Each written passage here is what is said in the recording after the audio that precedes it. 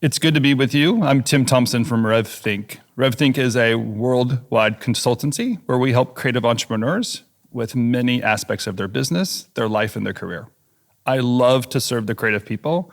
I work hard every day to give it away as much as possible, but sometimes work directly with individuals and help their businesses grow and thrive in greater and greater ways.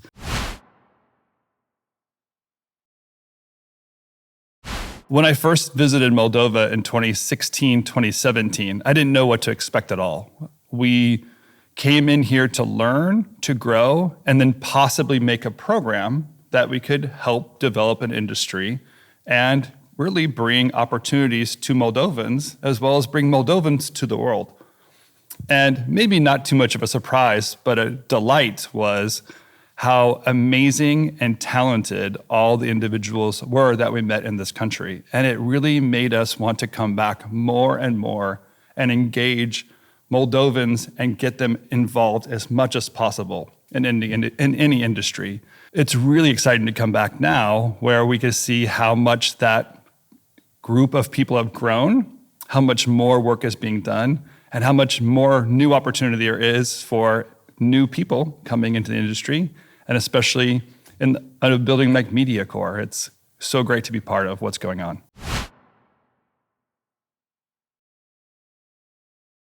If I were to give someone career advice, if they wanted to have a long-lasting career, truly the best thing you can bring to any career, no matter what it is hard work, dedication, and passion for what you're doing. So now imagine doing that in the creative industry.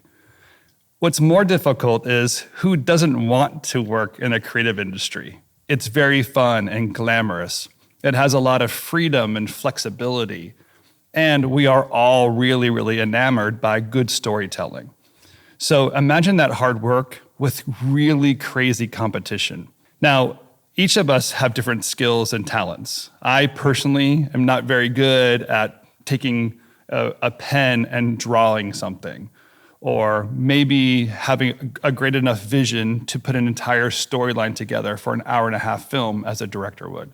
I personally found my best role was in a producer field where I could draw the creative out of individuals and give them opportunity or finance what they were trying to do. I personally love that. So I was willing to take that passion, what I connected with, and hard work, and be successful at that. It seems like the world is changing in really great ways. So the hardest advice to give someone today is what exactly to do, because what you're going to do today will not be the same you're going to be doing 5 or 10 years from now anyway. But the greatest part of all that we get to do is if we're curious, we can learn. And if you do it early, you will be able to convert stronger. You can go deeper over time and therefore have a longer career at what you're doing. So in systematics or in art or design, if you can bring on and incorporate any new technology into it, that's probably the best investment you can put out there for your career.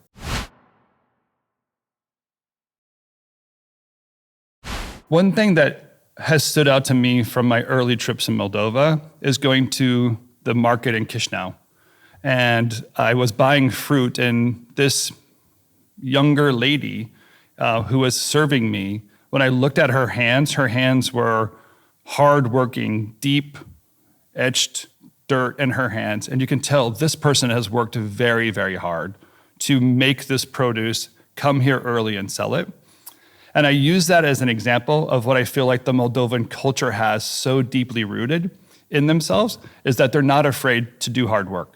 And if you add that to this desire to get out there and be strong, the hunger and the appetite to learn something new, it is very exciting to work with a Moldovan creative person because we could collaborate more, we could understand more, and we can push things further. Then let's say somebody who's a little bit more established, not quite as hungry, or thinks that they know everything. I kind of can just be shallow, ask them to do what they already do, but I can't push them and they won't come alongside me. So I think that aspect of what's coming up in your community is one of the most exciting things I find about what's going on here.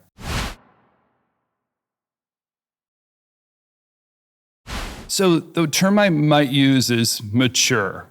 So as time goes along, we mature and we grow and we become deeper and stronger. When I first came here, an industry was immature. It's just that we were trying to find the connections of how what was already happening in the local market and how that might be able to work and grow in other markets. And in the most basic way, it was just an exchange. I need something, you do it. You want to do it with me? Sure, let's make that happen. When I taught the class here at Mediacor, it was so interesting to have people ask me deeper questions than, can I just do that job for you? Can you just pick me for that role? Instead, it was this thought process of how far can I advance? How much can I learn? And where am I going to contribute in a bigger space? So I feel like people are now understanding that there's a big picture, a large vision, and they can touch it more and they're closer to achieving that than earlier on where it was just a marketplace of exchanging goods.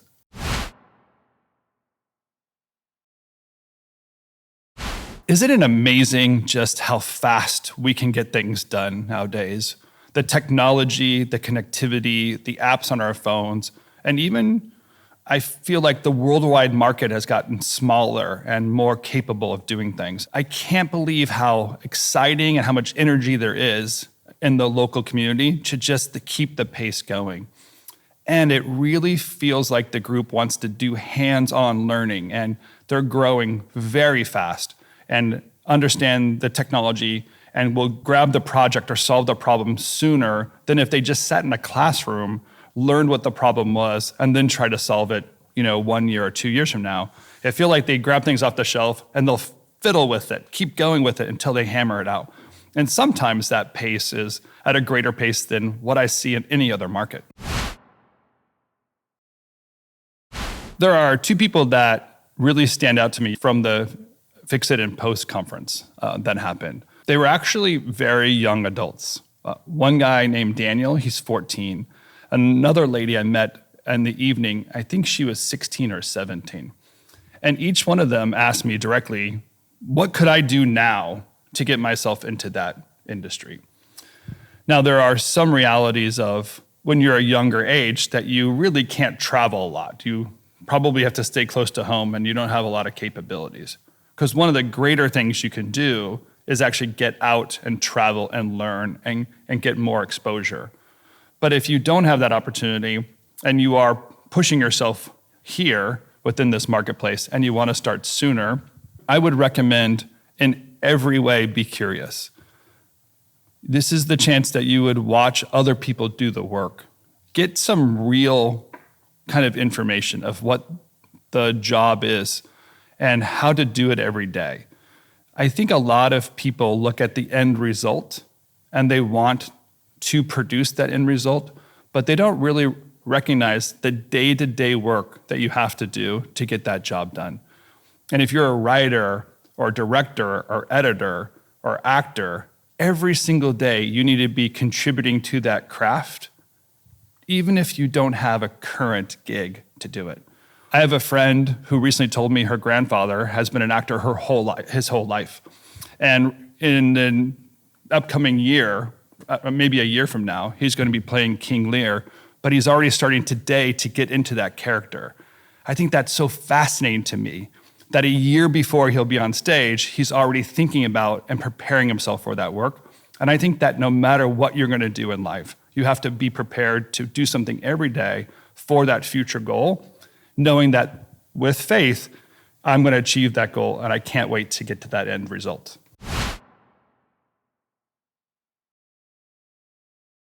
One of the things I find most important to be successful in this industry is to be part of a community.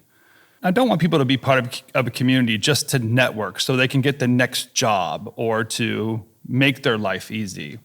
I think the other aspect of community is that you can learn from other people on mistakes that they made so you can avoid them. But the hard part of being part of that second community is that when you make a mistake, you have to be able to admit you made a mistake. A safe community, a trusted group of people, allow you to say that. You can say, hey, I'm really struggling right now, and I'm not making the revenue I need to make my company successful. Or I'm really struggling with this person that I'm working with, or a client has put me in a position that I'm afraid that I have to deal with it.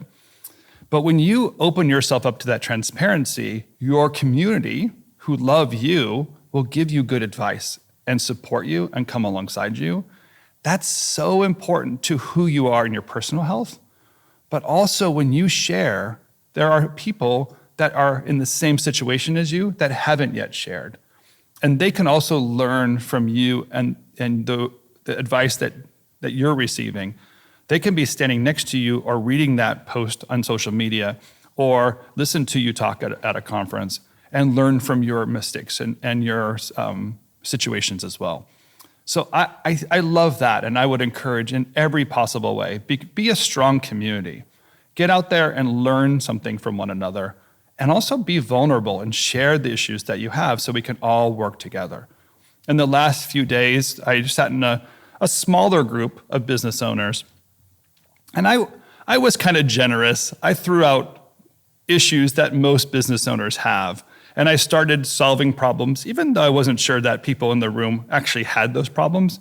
But as I started just putting basic things on paper, it allowed for others to eventually say, oh, I have a more direct question about my company specifically. And I felt like the entire group grew up and became stronger because of it. So in any way possible, have dinners with each other, discuss things for real, be a leader, be a host, have some hospitality yourself, or maybe just be an instigator and say, let's all meet together for coffee every Tuesday morning and share a book. Whatever that is, I think are really strong ways that we can help grow our industry and share the burden with one another.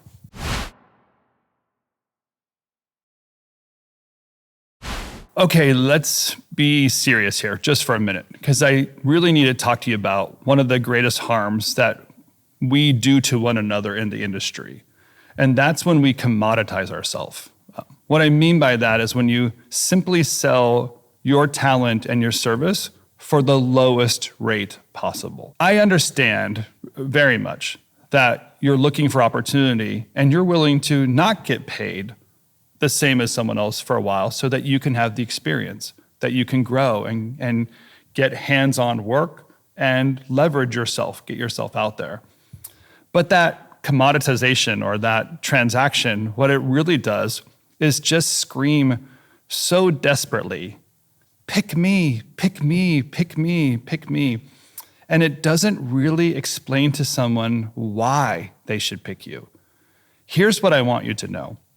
The work that you do is very valuable, and who you are is a very important person.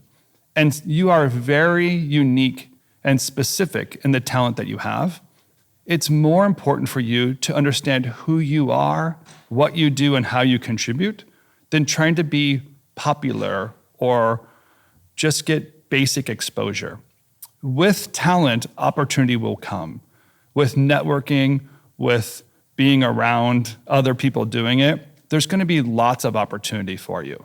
And that hunger you have is a good hunger. You should really want it. It's helped me so many times in my career to push beyond issues that I've had. But I don't want people to just give up too soon and get paid for an hour of work and not really be satisfied or satisfied the real needs that this industry have or your clients will have or a director will have. You will be taken advantage of, and I don't want that to happen.